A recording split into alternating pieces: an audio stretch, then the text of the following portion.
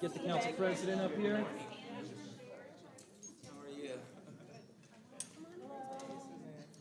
Council president, come on over. Okay, looking good.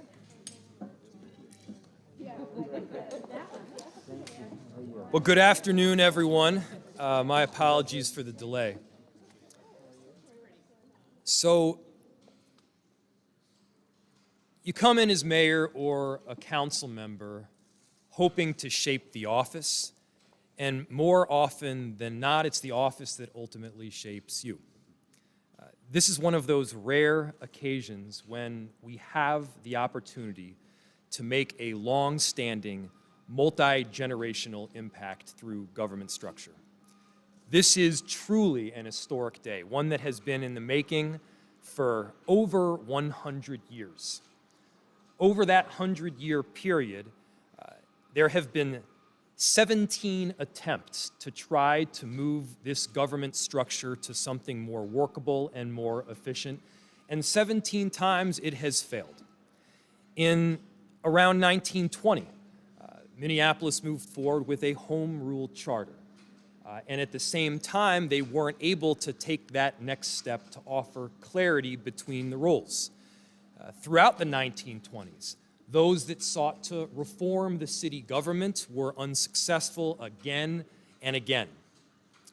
In 1948, Mayor Hubert Humphrey tried to have a new government structure set up to offer clarity, to provide better services for the residents, and it failed at the ballot box.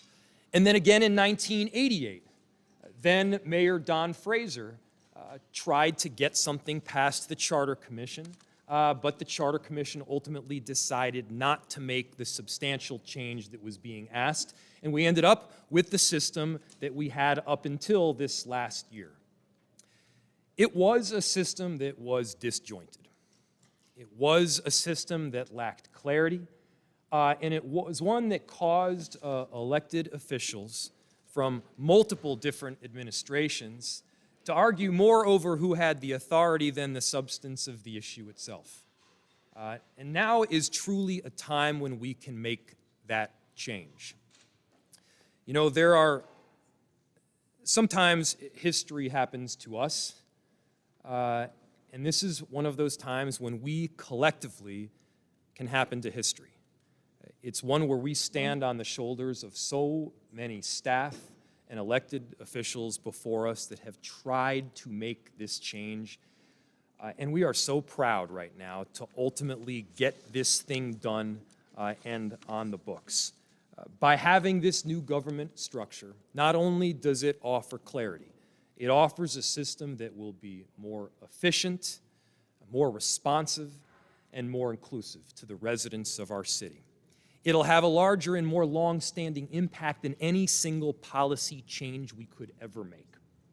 Because this in and of itself will have an impact on everything from how we deliver services around affordable housing, how we plow the snow, how we make sure that businesses can open efficiently and productively, quite simply how we serve the residents of this city. Is there one issue that will simply dramatically change in the immediacy because of this new form of government? The answer is no. It is a wholesale change that will have long-standing impact, and I am proud to have worked with the City Council, and especially Council President Andrea Jenkins and Council Vice President Lene Palmisano in forming this change that will ultimately help, we believe, so many people. It's bound to make our government more efficient, more effective, and more equitable. As part of this change, we were delivered several recommendations or options by this work group that was established immediately after those elections in November of 2021. That work group offered 3 options. One of them, a deputy mayor system. One of them, a chief administrative officer system. And then the final would have 4 direct reports to the mayor in total, including a city attorney handling legal affairs, the Commissioner of Community Safety, an office that I believe we can all agree on and unite around to get those integrated services of public safety. A Chief Operating Officer that will run the Office of Public Service, and then finally a Chief of Staff in the Mayor's office. Through this system, I believe we can be more transparent, offer the best possible services to the residents that need that help. A few more people that I want to thank. One, the work group. The work group did such a tremendous job in doing research of what was taking place around the country, and I want to say, you know, this structure with a clear executive in the mayor and a clear legislative body in the council is not at all unique. That underlying structure is in place in most every mid-size and large city across the country. In that sense, it's not really a strong mayor system, it's a regular mayor system. From Duluth to St. Paul, from Chicago to New York, they all offer that clarity as to the council that is in charge of legislative issues and the mayor that is in charge of executive. We've taken it a step further, only in the sense that we want to have that integrated approach to Office of Community Safety, and it's one that I believe cities throughout the country are moving on as we speak. I want to give a big thank you to our entire city lead team in our department heads. They have made clear that this is a system that will ultimately help in delivering of city services, and they've been super helpful in getting this system itself set up. Specifically, I want to thank Peter Ebnett in my office, who's been working on this long before the election of last year. He's worked tirelessly, and it would not happen but for him. A big thank you to Casey Carl, our city clerk. He is someone that has such a deep understanding of both the city charter, the code of ordinances, and how you simply get something done at City Hall. He's been a consummate partner for both the council and the administration. Susan Trammell from the city attorney's office. She's the one that actually drafted up the ordinance that was in fact approved today. She did an incredible job in making sure that the charter checked out with the ordinance, all the I's were dotted and the T's were crossed. They've done a phenomenal job. And of course, the residents of this city who approved the charter referendum in November of this last year. And finally, other council members. Council President Andrea Jenkins and Council Member Lene Palmisano have been there throughout. It is a better ordinance. It is a better structure of government because we have worked together, because the council was able to weigh in, and now we're arriving at a really bright point where we can take some very important steps forward. And with that, I'm really pleased to invite up Council President Andrea Jenkins, one of the co-authors of this new government structure and ordinance. Council President. Thank you, Mayor. And yeah, my name is Andrea Jenkins, City Council President, and it is a momentous day in the city of Minneapolis, a historic day in the city of Minneapolis. And, you know, I could just say that I echo everything the mayor just said, which would be appropriate. However, I do want to just add that after 10 months, we have carried out the will of the residents of Minneapolis.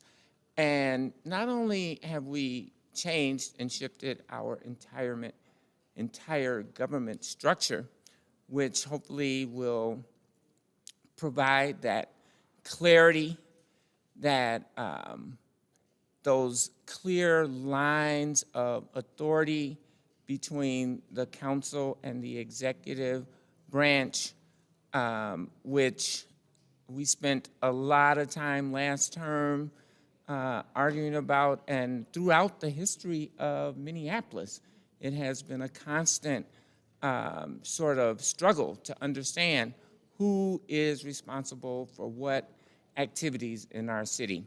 I think this action today clarifies those roles in a way that everybody has a stronger sense of understanding about.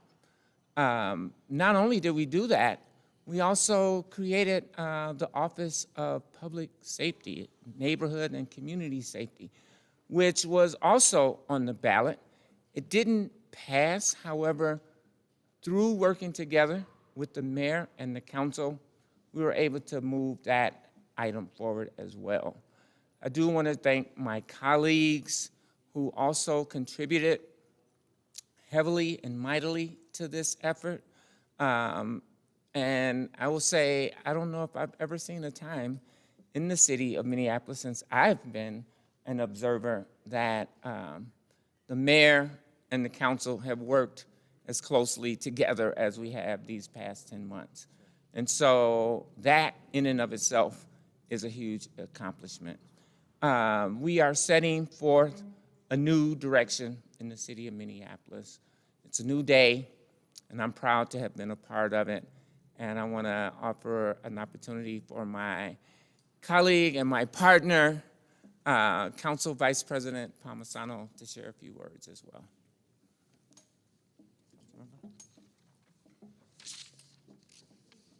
Thank you. Our actions today enshrine a new level of clarity and accountability with our local government, the kind that residents deserve and should expect at City Hall. For years, we've heard that the old system doesn't work, that residents weren't sure who was responsible for policies and where to voice their concerns or feedback. Today we change that, and you will see a more efficient system because of it. The Executive Mayor Legislative Council structure is the product of a modernization of municipal government, of our government. The realignment of departments isn't just a reshuffling of deck chairs. Our responsibilities of a city have grown over the years, and we need a system that reflects those challenges. We need to be responsive to an evolving city and acknowledge that the way the city was governed in 1920 is not the same as it should be today. We're moving forward. There's been a lot of focus on how this new structure creates a strong mayor, but let me be clear. It also empowers a strong council, and more importantly, a strong Minneapolis. The clear lanes of responsibility in this structure elevate the council, driving our strategic focus and allow us to have a planning mindset focused on bettering systems and holding departments accountable for their stated goals. We do our best work as a body, and we do the most good for residents when we work collaboratively. The system encourages that collaboration, and I'm looking forward to what we build under it. Thank you.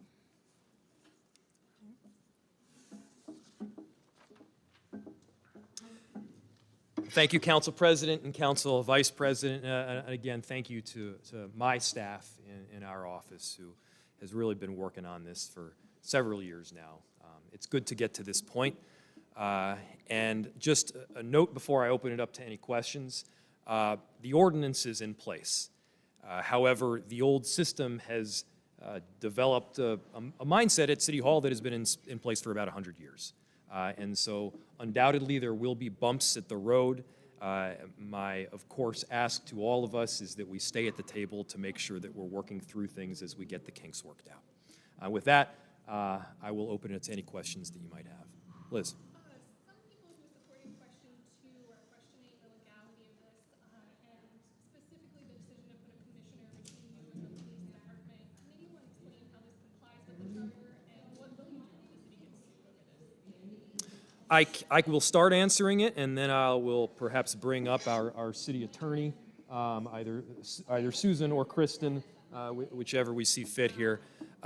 This absolutely complies with the charter. In fact, this was the system of governance as far as the executive and legislature was what was requested and charged by the voters themselves. The question of whether we should have an executive legislative system or continue with the system that we previously had has been a question that has been asked and answered as part of the last election. What today did was authorize the structure itself in terms of reporting. My support of an integrated approach to community safety is not new. It's something that I talked about before the election, during the election, and after the election. My support for an integrated approach to make sure that we can match the unique skill set with the unique experiences on the ground is something that we all can get behind. For those that were proponents of question 2, because they believed that an integrated approach through an Office of Community Safety was a really great step, they should take some credit because it's a great idea and one that we can all embrace. Again, let's agree to agree, and let's unite around a common goal. And as far as the legality, we've touched on this, we've been through it. Unquestionably, we are moving in a direction that has been authorized. And so if either Kristen or Susan, Kristen, you can go up to answer any remaining pieces of it as far as the legality of it.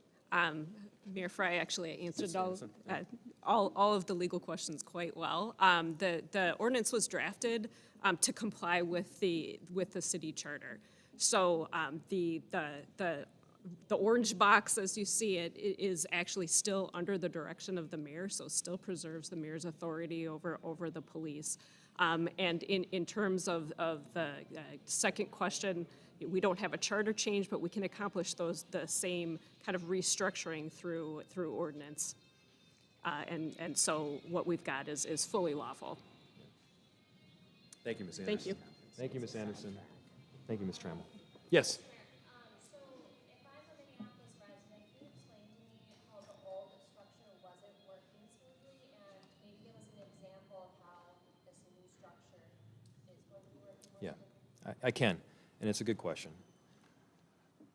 Imagine being a department head and coming into work every single day without knowing exactly who your boss is.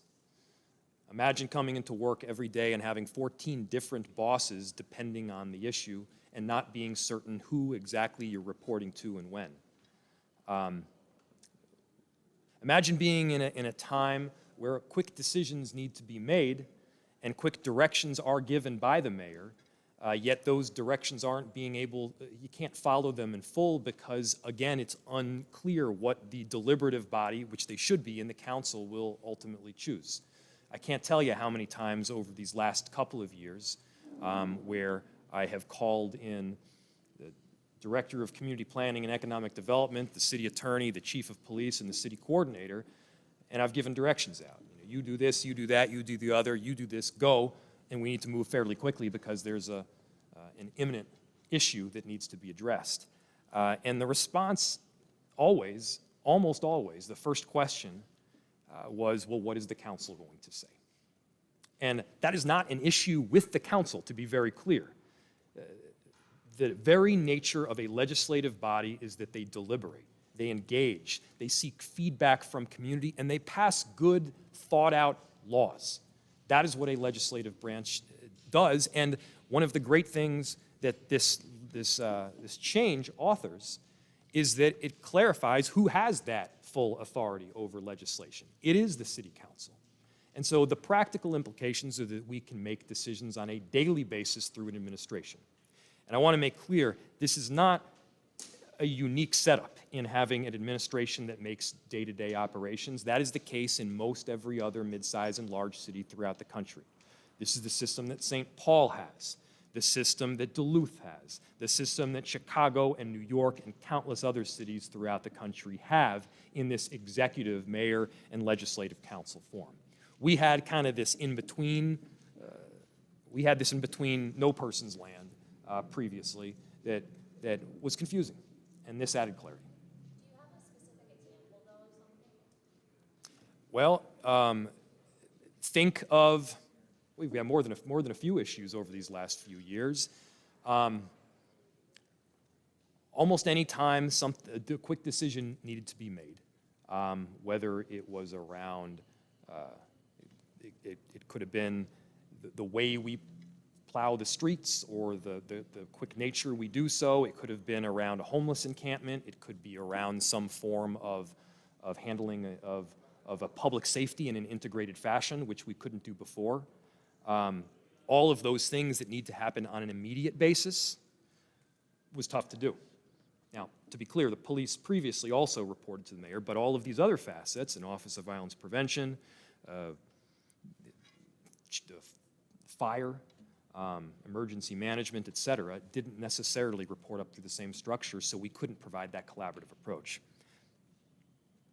And then I did notice during the city council hearing that there was some question on how you will be tracking success. So how will you hold your own administration and tracking the success and making sure that they're staying on the right path? Through data. Data that is on a frequent basis reported out. This should be an infusion of additional data and numbers that can be provided in a comprehensive fashion, not just the police reporting out over here and economic development reporting out there, but a greater understanding as to how these departments can actually work together so that we're able to see, are we meeting the metrics that we lay out? Now, for every single issue, there will be different metrics. And so it doesn't make sense to, in this adoption of a new ordinance, which applies to everything, laying out the specific metrics that would apply to everything that we could possibly deal with. There would literally be thousands of metrics laid on the table. But for every issue, we will have metrics. We will be able to determine where we're succeeding and where we're failing, and we'll be able to adapt depending on what that data says. I'll do a couple more. To get the new offices and departments up and running, and when should people expect to see them up and running? Understanding it might vary for different. It's a great question, and it's somewhat of a rolling timeline in that some of these offices are up and running now. We have already provided an executive order to have the Office of Community Safety set up in the new reporting structure so that the commissioner, Alexander, has within his purview fire, police, emergency management, violence prevention, and 911. So that's happening. Now, several of these departments, or I should say positions, need to be staffed out a bit more.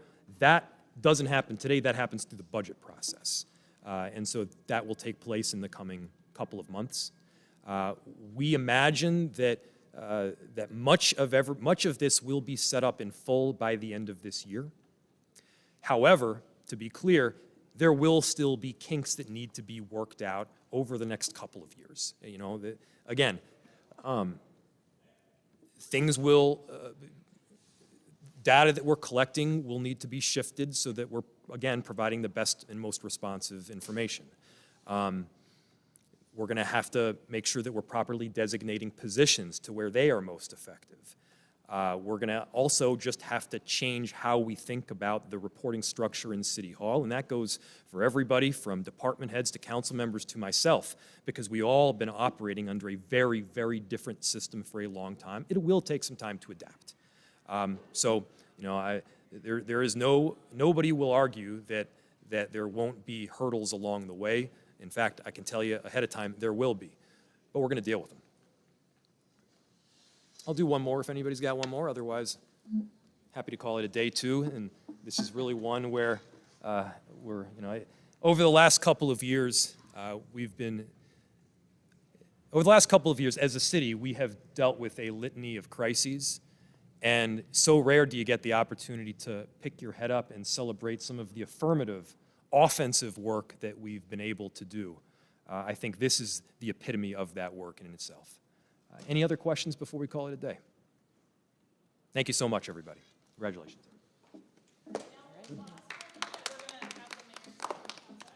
This is right.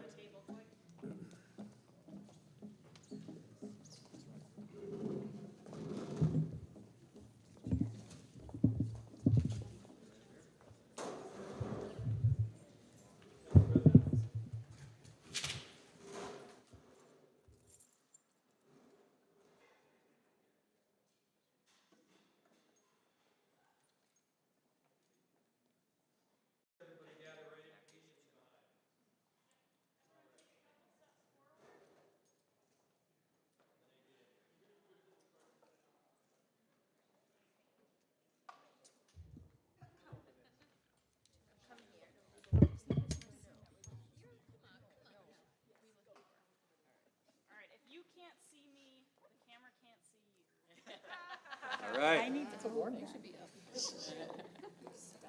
Andrea, can I maybe move you up here? There's a good spot right here. Barrett, you've got a good spot. All right. Can't see Alberta. All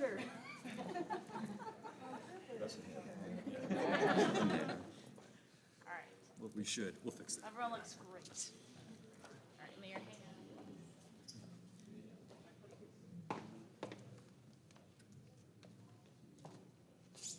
Ready? All right, everyone. It's a new government and it's a new day. Done.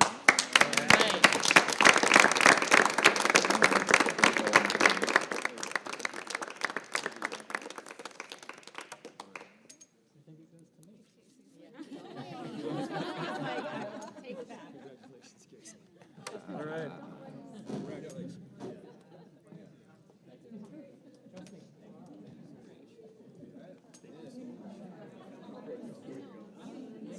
You wrote it.